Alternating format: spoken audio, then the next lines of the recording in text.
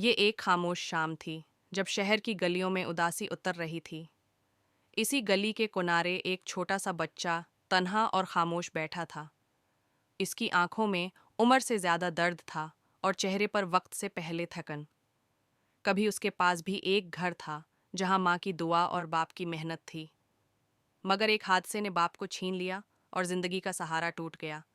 ماں نے ہمت کی مگر بیماری نے اسے بھی جدا کر دیا۔ یوں وہ بچہ دنیا میں بالکل اکیلا رہ گیا۔ اب اس کے ہاتھ میں کتاب نہیں بلکہ کچرا چننے کی بوری تھی۔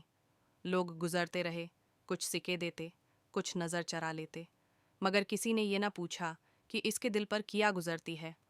رات کو وہ آسمان کی طرف دیکھ کر کہتا، یا اللہ، کیا میری بھی کوئی ہے؟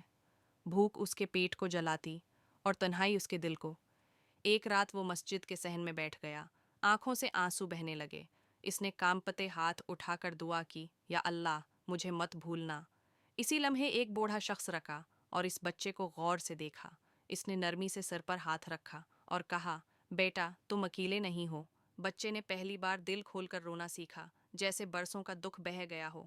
وہ اسے اپنے ساتھ یتیم خانے لے گیا، جہاں محبت انتظار کر رہی تھی۔ کچھ عرصے بعد وہی بچہ دوبارہ اسکول جاتا نظر آیا۔ آنکھوں میں خواب تھے اور دل میں ایک نیا حوصلہ۔